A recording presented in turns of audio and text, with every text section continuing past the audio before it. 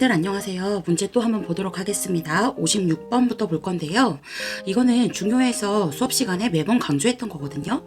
자, 부양비에 관한 설명으로 옳은 것은, 제가 이거 항상 할 때 그리는 도표가 있었죠. 자, 한번 볼게요. 15, 64. 우리요. 자, 도표에서 여긴 당연히 0이고, 부양이라는 건 뭐예요? 먹여 살리는 거 얘기하거든요. 자, 그래서 저는 항상 이렇게 그리는데, 자, 아래에다가 15에서 64세 돈 벌 수 있는 나이예요. 이거 뭐죠? 생산 가능 인구, 경제활동 인구라고 생각하시면 되거든요. 경제활동 인구분의, 자, 여기 보면 우리 노인 나이 몇 살로 정하고 있어요? 우리나라에서 노인 나이는 65세 이상부터 정하고 있고요. 유소년 나이는 어때요? 노년. 유소년 나이는 그쵸? 0에서 14세에 유소년 나이로 정하고 있거든요. 그래서 제가 항상 이렇게 그리는 이유가 있었어요. 자, 이거 우리 식 계산할 때 이 아래 있는 거 분모로 들어가요. 엄마가 아이를 업고 있다 생각하면 되는데, 자, 그래서 이 생산 가능한 인구분의 유소년 인구 곱하기 100 하면 유소년 부양비를 얘기를 하고요. 반면에 생산 가능 인구분의 노인 인구 곱하기 100 하면 노년 부양비가 돼요. 자, 그러면 생산 가능한 인구분의 유소년 인구 더하기 노년 나이 곱하기 100 하면 뭘까요? 네, 그거는 총 부양비거든요. 그래서 정답은 5번이 됩니다. 총 부양비는 생산 연령 인구에 대한 비생산 연령 인구의 비이다. 이 비생산 연령 인구가 자, 유소년 나이도 되고 노인 나이도 되거든요. 자, 그러면 한번 보도록 하겠습니다. 이런 총 부양비가 높으면 높을수록, 부양하는 비중이 높을수록 경제적 부담이 당연히 크겠죠. 크다. 생산층의 부담이 크다라고 생각하시면 돼요. 노인 인구가 증가할수록 노년 부양비 당연히 증가합니다. 노인 인구가 많아진다. 우리나라의 현재 특징이죠. 노인 인구 많아지고 있어요. 그 말인즉슨 자, 노인 인구가 증가한다. 노년 부양비가 증가한다. 노령화가 진행된다. 다 같은 말이라고 보시면 돼요. 유년부양비 계산할 때 한번 볼게요. 유년부양비 계산할 때 분모는 무조건 뭐예요? 분모 밑으로 들어가는 거잖아요. 그러다 보니까 생산인구가 나와야 돼요. 15에서 64세 총 부양비 계산할 때 분자는 이거는 분모로 들어가는 거죠. 분모.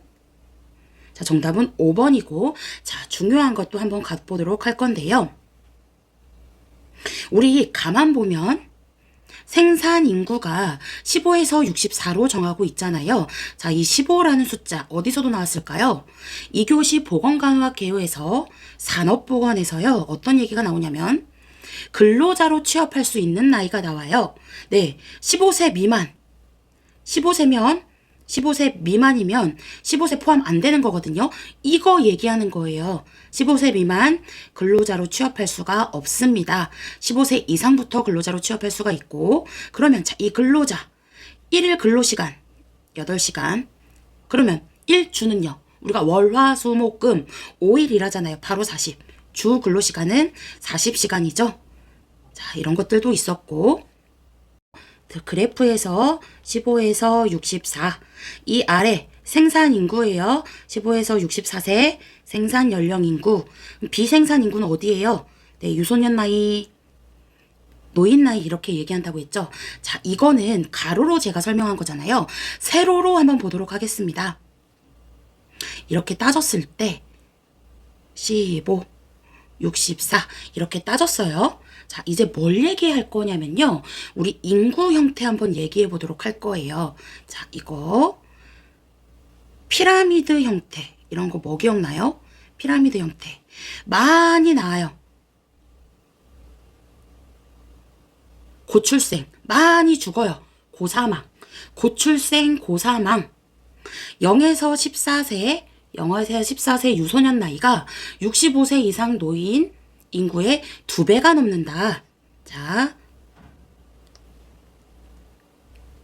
피라미드 피라미드 형태는요, 고출생, 고사망, 많이 낳고 많이 죽는 어디에요? 대표적으로 저개발 국가들이죠. 그쵸? 저개발 국가들, 고출생, 고사망, 0에서 14세 유소년 나이가 65세 이상 인구의 2배가 넘어요. 2배 넘음.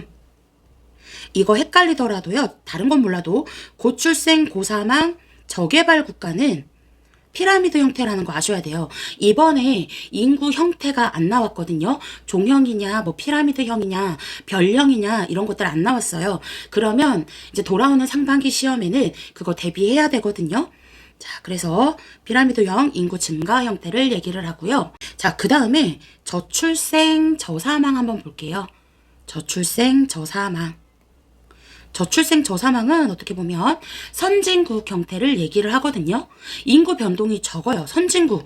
자, 인구 변동이 적고 이상적인 형태다. 더 이상 발전할 게 없다. 종쳤다라고 기억하세요. 종형. 종쳤다. 종형. 선진국형 이거든요. 자, 그럼 또 뭐가 있어요? 우리나라 인구 감소 형태예요. 인구 감소 형태에 0에서 14세 유소년 나이가 65세 이상 인구의 2배가 안 돼요. 인구 감소 형태의 어떤 형태예요? 항아리 형태. 자, 그리고 뭐 또 있어요? 생산 인구가 많이 유입되는 생산 인구. 아까 제가 얘기한 15에서 64세 생산 인구가 많이 유입됐어요. 도시형 인구. 그건 뭐예요? 도시형. 그쵸? 별 형태다. 별형. 그 다음에 농촌형은 생산 인구가 많이 유출됐거든요. 그건 뭐였어요? 표주박형. 호로형이라고도 하거든요.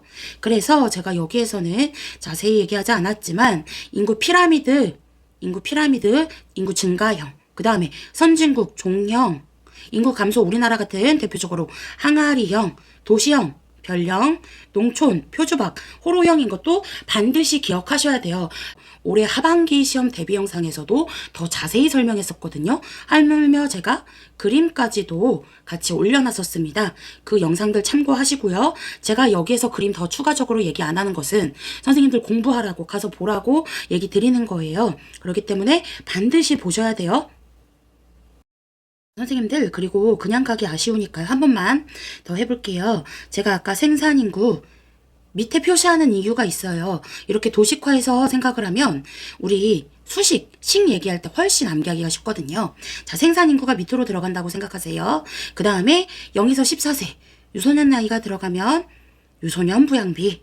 이거 밑에다 두고 노인 나이 들어가면 노년 부양비. 두 개 다 들어가면 총 부양비가 되잖아요. 자, 그럼 식으로 한번 적어볼게요. 생산인구 분의 더하기 0에서 14세 이거 유소년 나이 더하기 65세 이상 곱하기 100이거든요. 100. 생산인구 100명당 비율을 얘기를 하는 거예요. 그렇기 때문에 이 총부양비 반드시 기억해 주시고, 자, 하나만 더 할게요. 노령화 지수라는 게 있어요. 유소년 인구에 비해 노인 나이의 사람들이 얼마냐 있냐 그 얘기거든요. 그때는 자, 이거 그대로 갈게요. 이거 빠져요. 이제 이거 없어지고 생산인구는 사라지고 이거 그대로 이렇게 짝대기 한번 그어봐요. 그러면 자, 얘가 밑으로 들어가거든요. 젊은 사람 유소년 나이 유소년 인구 분의 65세 이상 인구 곱하기 이것도 100이에요. 지금 우리 뭐 얘기하고 있죠? 네, 노령화 지수를 이야기하고 있습니다. 젊은 사람들 100명당 그의 65세 이상 인구가 몇 명이냐 이 얘기하고 있거든요. 그러면 우리는 지금 현재 사람은 아이들은 안 낳으려고 하죠. 그리고 또 의료는 발달해가지고 노인 인구 많아지고 있거든요. 이 숫자 높을까요? 적어질까요? 앞으로 점점점 커지겠죠? 자, 그래서 이 노령화 지수가 증가한다는 것은 노인 인구가 결국에 증가한다는 거고 노년 부양비도 증가한다 라고 생각하시면 됩니다. 아셨죠? 꼭 기억하셔야 돼요. 진짜 넘어가기 전에 중요한 거 하나만 더 할게요. 제가 아까 전에 15, 에서 64. 자, 근로자로 취업할 수 있는 나이라고 했잖아요. 자, 그럼 근로자. 산업보건에서 중요한 건데, 우리 건강검진이 있었거든요. 건강진단. 4개가 있었어요. 뭐 있었어요? 그쵸. 수시 건강진단 있고, 배치 전 건강진단, 임시 건강진단, 특수 건강진단, 특수 건강검진 이런 것들이 있었잖아요. 자, 사업장 근로자들의 건강관리를 담당하는 부서는 어디일까요? 그쵸, 고용노동부. 고용노동부. 자, 그러면 우리가 반드시 알아야 될 거. 행정안전부와 보건복지부 있잖아요. 보건복지부. 우리 선생님들 면허 주는 곳이기도 하면서 대체적으로 수많은 것들을 담당하는 보건복지부가 있었고, 자, 행안부 같은 경우는 특히 우리나라 그 보건소, 행안부에 소속되어 있다라고 생각하시면 되죠. 보건소, 지역보건법에 의해서 설치가 됐는데, 인사권, 어디였었어요? 보통 시군구 설치하니까 시군구청장님이 인사권 담당하고 있다. 시장군수구청장의 지휘, 감독을 받는다라고 생각하시면 돼요. 중앙행정기관, 행안부에 소속되어 있는 보건소, 누구의 지휘 감독을 받아요? 시장군수 구청장 지휘 감독을 받고요. 하지만 우리 이런 보건소 같은 경우는 2군데서 지시를 받는다라고 해가지고 특히 기술, 지원 이런 거 담당하는 거는 보건복지부다 생각해 주시면 되겠습니다. 자, 선생님들 57번 한번 보도록 하겠습니다. 이것도 끊임없이 제가 강조를 했던 거예요. 워낙 중요하죠? 모자보건 사업을 평가할 수 있다. 한 국가의 건강지표가 된다. 모자보건 지표가 된다. 무슨 사망률? 영아 사망률 얘기합니다. 영아 사망률. 특정 연도의 총 출생아 수분의 같은 해 1세 미만 사망자 수. 그래서 이 식도 반드시 기억하고 분자에 들어가는 것과 분모에 들어가는 것 그리고 기준이 1000명당 기준이라는 것도 반드시 기억해 주세요. 자, 그 다음에 우리 나머지에서 중요한 것들도 하나 볼 거긴 한데요. 자, 반드시 일단 기억할 거. 1번에 보면요. 사실 이거 틀렸거든요. 우리 여자 수가 기준이 돼요. 분의 남자 수. 곱하기 100명. 이거 뭐 얘기할 때 얘기하는 거예요. 그쵸? 인구 구성 얘기할 때 나오는 거거든요. 자, 제가 이것도 반드시 기억하셔야 되는데 성비 따질 때요. 성비. 기준이 되는 건 무조건 여자입니다. 기준 누구라고요? 여자 100에 대한 기준이에요. 무조건. 여자 100에 대한 기준인데 이거 아예 틀렸고요. 자, 각각의 내용. 제가 성비를 무조건 기억해야 된다고 했었습니다. 그래서 성비 중에서 1차 성비, 2차 성비, 3차 성비가 있어요. 일단 성비에서 기준되는 거 무조건 누구라고요? 여자 얘기합니다. 여자 100에 대한 기준이에요. 여자 100에 대한 기준. 1차는 어떤 성비를 얘기해요? 그쵸? 태아 성비. 뱃속에 있는 태아 성비. 2차는요. 출생 성비. 3차는 현재 성비라고 했죠. 이거 무조건 기억하셔야 돼요, 선생님들. 자, 그래서 예를 들어 1차 성비는 현재 성비를 이야기한다. 틀리죠? 2차 성비는 태아 성비를 이야기한다. 틀리죠? 3차 성비는 출생 성비를 이야기한다. 틀립니다. 이거 무조건 다 기억하셔야 돼요. 자, 그리고 자, 여기서 또 볼게요. 100에 대한 기준이잖아요. 그러면 볼게요. 예를 들어 2차 성비 110은 무엇을 얘기하냐? 자, 2차 성비는 제가 뭐라 했어요? 2차는 출생성비죠. 출생성비 무조건 여자 100에 대한 거예요. 여자 100명당 남자가 몇 명? 110명이라는 얘기거든요. 무조건 기억하셔야 돼요. 선생님들 아셨죠? 자, 이거 무조건 이 식도 기억하시고 이것도 기억하셔야 됩니다. 자, 그리고 우리가 일반적으로요. 그 1차 성비, 태아 성비라고 했잖아요. 이거 헷갈리시면 안 돼요. 잠깐 모성이랑 아동으로 가보겠습니다. 태아 성을 결정하는 건 누구예요? 남자예요? 여자예요? 그쵸? 태아 성을 결정하는 것은 정자, 남자입니다. 정자. 그래서 저는 수업 때 항상 비교해서 얘기하잖아요. 자, 태아 성비, 태아의 성을 결정하는 것은 남자다. 근데 인구 성비 따질 때 기준 누구다? 여자다. 반드시 기억해 주셔야 되고요. 3번과 5번도 어떻게 보면 정확한 식은 아닌데요. 이런 것들은 나중에 한 번 더 찝으면서 얘기하도록 하겠습니다. 지금은요, 선생님들, 제가 이야기했던 영아 사망률의 식과 성비, 그 다음에 노령화 지수, 이거 확실히 알고 넘어가셔야 돼요. 58번 한번 보도록 하겠습니다. 생후 6개월 된 영아에게 실시하는 예방접종은, 자, 예방접종 무슨 면역이에요? 항원을 넣어서 항체를 형성시켜주는 인공능동면역이에요.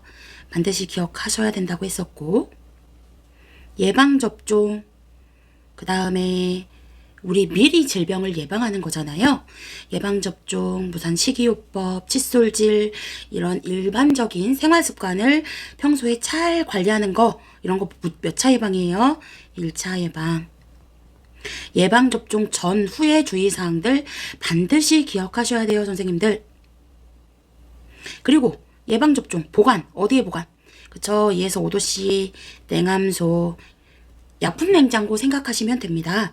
예, 안에 균 죽이면 안 되니까. 무슨 저온 살균 한다고도 했었고, 같이 저온 살균 할 수 있는 거 대표적으로 우리 하얀 색깔 마시는 거, 뼈에 좋은 칼슘 많이 들어있다고 하는 거, 그거 뭐예요? 그쵸, 우유도 있었고, 2에서 5도씨 냉암소에 보관할 수 있는 것들 뭐 기억나요? 인슐린, 헤파린 약물 같은 거, 이런 것들 여러 번 쓸 수 있다고 해서 제가 다회용량 바이알이라고 했었습니다. 얘는 유통기한도 있었는데 한번 개봉하면 다회용량 바이알 28일 유효기간이라고도 얘기했었고요.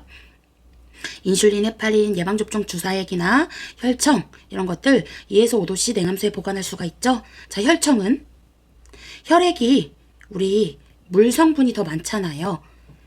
혈장 성분과 혈구 성분이 있는데 혈장에서 혈청이다 라고도 얘기했었죠. 자, 그럼 진짜 문제 가볼 건데요. 자, 제가요, 필수 예방접종 반드시 암기하자고 했었거든요. 필수 예방접종 급수로 나누어서 한번 외워볼 거예요. 자, 1급부터 4급까지가 있어요. 필수 예방접종 있었죠. 저는 선생님들한테 1급부터 4급까지 나누어서 외우자고 했었습니다. 그렇게 분리해서 외우면 훨씬 암기하기가 쉬워요. 1, 2, 3, 4. 필수 예방접종 어차피 외워야 하셔야 돼요. 양치기 잘하는 소년 있어요. 되게 더운 날에 홍수 났다고 거짓말 쳐요. 홍수 났어, 네 말 안 믿어. 저 결백해요. 침을 원래 퇴퇴퇴 뱉어야 되는데 사람들이 안 믿으니까 그 양치기 소년이 침을 뱉어요. 풋풋풋 뱉고 A도 모르고 알파벳 B도 모르고 대문자 B도 모르는데 소문이 무섭다고 일파만파 퍼진 그 소문. 그래도 인사성은 바른 친구였다고 얘기했었죠. 자, 그래서 1급에 들어가는 거 뭐예요? 필수 예방접종. 예, 디프테리아. 홍은요, 홍역, 수는, 수두, 유행성 이하선염, 결핵, 백은요, 백일해. 자, PPP 3개가 있어요. 뭐 있죠? 배령구균, 폴리오, 소아마비, 풍진 이렇게 들어가고 A형 간염, B형 헤모필러스 인플루엔자라고 해서 뇌수막염이라고 하는 거. 그 다음에 얘는 뭐죠? B형 간염, 일본뇌염, 파상풍, 인플루엔자, 산업유종 바이러스거든요. 자, 그래서 제가 이거 또 항상 늘 얘기했었는데 아이에게 가장 태어나서 우선적으로 맞는 예방접종이 있다. 그게 뭐였어요? 네, B형 간염. 근데 사실상 B형 간염이든 이 결핵, BCG는 거의 이른 시기에 같이 맞는다라고도 했었거든요. 그래서 제가 가장 최우선적인 예방접종 물어보면 B형 간염 고르라고 했고, 가족 중에 결핵이 있다, 뭐 산모가 결핵이다 이런 말 나오면 결핵 예방접종인 BCG 고르라고 했었어요. 얘는 0.1cc 피내 주사 주는 것까지도 같이 기억하라고 했었습니다. 그래서 얘네 먼저 맞고 그 다음에 뭐 기억나요? 네, 2개월경에 맞는 것들 반드시 기억하셔야 되는데 그 2, 4, 6 2개월경에 2, 4, 6개월 맞는 거 뭐 기억나요? 그쵸. 자, 일단 DTP가 있었습니다. DTP 3가지 항목 반드시 알아야 돼요. 100대 맞아서 뒤지게 아파. 이거 3개가 DTP죠. 반드시 기억하셔야 되죠. 2, 4, 6 같이 맞는 것들 같이 가볼게요. 일단 DTP 이렇게 들어가고, 자, 이제 이 시기에 2개월경에 맞는 것들이 있습니다. 2, 4, 6 같이 맞는 것들 중에서 자, 2급에 들어가는 네, 배렴구균도 있고요. 배렴구균. 그 다음에 폴리오도요. 폴리오, 소아마비라고 하는 놈이거든요. 그 다음에 여기 B형, 헤모필루스 인플루엔자. 이렇게 해서 2개월경에 이사유 같이 맞는다 기억을 해주시면 되고요. 그 다음에 DTP 나왔으니까 이제 뭐 나와야 돼요? 그쵸, MMR 나와야 됩니다. MMR 보통 12개월 이후에 맞게 되잖아요. 이 시기에 뭐 맞을 거죠? MMR 같이 맞는 시기, 그쵸, 수두도 같이 맞을 거고, 12회에서 23개월경에 맞는다. 12회에서 23개월 A형 간염, 그 다음에 일본 내염 이렇게 들어가게 되거든요. 자, 그 다음에 사람 유두종 바이러스라고 하는 것들은요. 사람 유두종 바이러스라고 하는 건 우리 보통 만 11에서 12세 그리고 인플루엔자 같은 경우는 6개월에서 우리가 12세까지 매년 보통 맞거든요.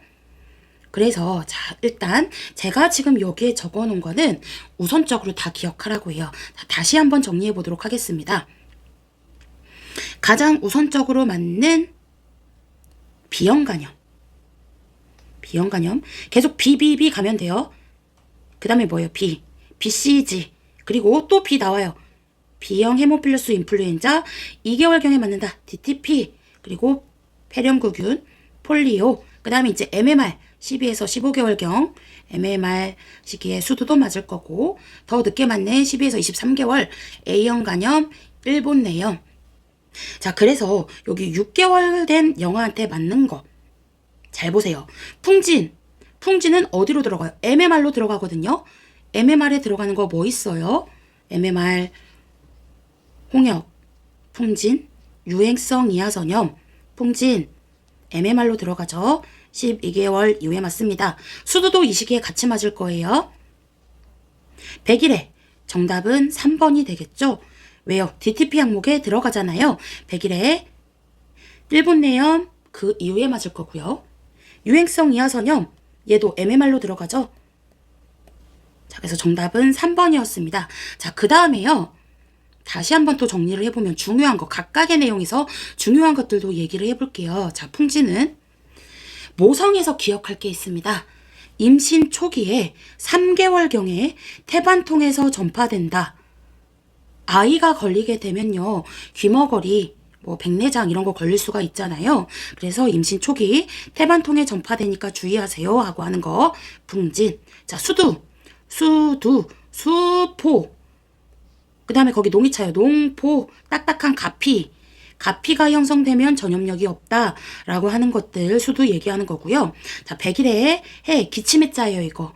발작적인 마른 기침 물어보면 보통 100일에거든요. 그러다 보니까 양리에서 기침을 진압해준다. 진해제로 쓸 수 있는 대표적인 약.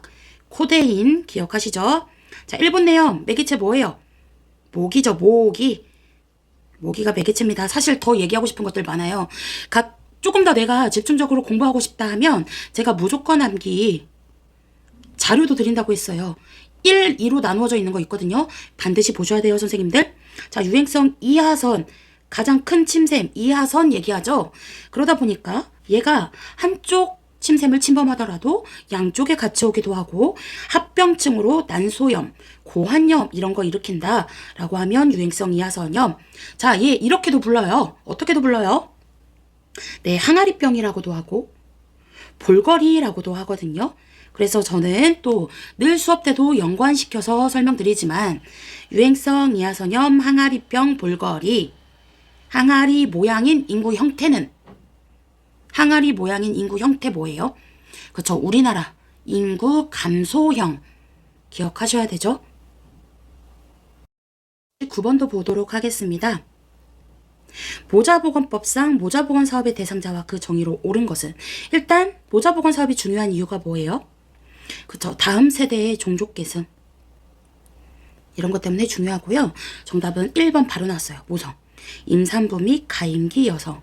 조금 더 자세히 하자면 자, 임산부 현재 임산부 임신 중이거나 분만 후 몇 개월 미만 6개월 미만된 여성. 그래서 이 모자보건법상 물어보면 6인 게 많아요.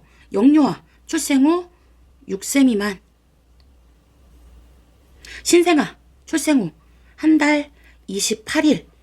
그래서 제가 모자보건법상 정의하는 신생아 28일 자, 다회용량 바이알, 인슐린, 헤파린 같은 거 여러 회 쓸 수 있는 것들. 걔도 28일. 이거 얘기하면서 그냥 가면 서운해요. 28주 이후에 하늘나라 아기 가는 거. 사산. 늘 같이 얘기했죠. 자, 그 다음에 선천성 이상화, 선천성 대사 이상화라고도 하거든요. 선천성 기형이나 변형, 염색체 이상이 있는 아동을 얘기를 합니다. 자, 그래서 여기서 정답은 네, 1번이 되고요. 가임기 여성. 나이 만약에 물어본다고 하면 가임기 여성은 이건 잠깐 보건행정 쪽으로 가면요. 나이 15에서 49세까지를 가임할 수 있는 나이라고 봅니다. 자, 그리고 또 가볼게요. 이름이 요상한 이름들이 많거든요. 아이가 걸리는. 자, 이런 것들을 지능 발육 부전 검사하기 위해서 아이한테 검사하는 것들인데, 자, 제가 이거는 기억하자고 했어요. 단풍단뇨증, 뭐 호모시스틴뇨 다 기억 못해도 돼요. 갑상선 기능 저하증. 이 지능 발육 부전 항목에 들어가거든요. 이거 뭐라고도 하죠? 아이한테 갑상선 호르몬이 적어서 자 크레틴병이라고도 한다고 했습니다. 이거 정도 기억해 주시고, 아이 어디에서 체열하죠? 발 뒤꿈치에서 체열한다, 이런 얘기도 했었고, 그 다음에 임산부 나오잖아요. 임신부, 임산부. 잠깐 모성으로 가볼게요.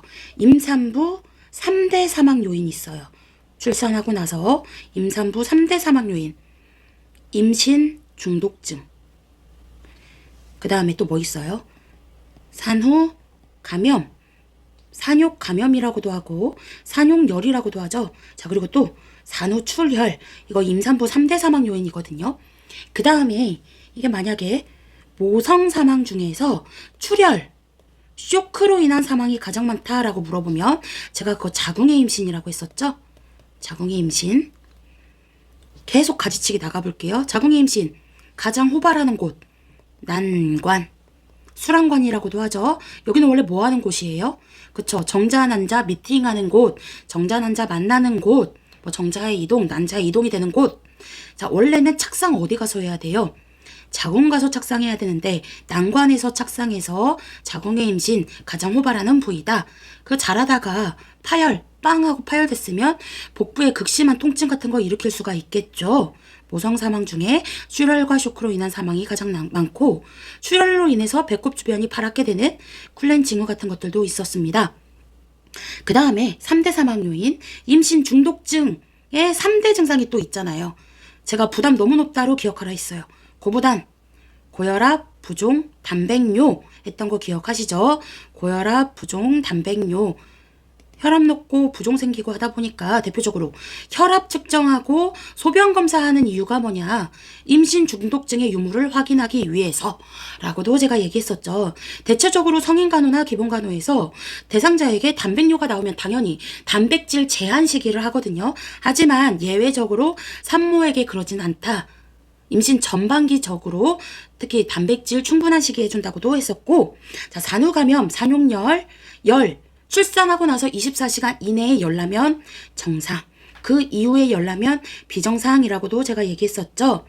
가장 주된 감염 뭐예요?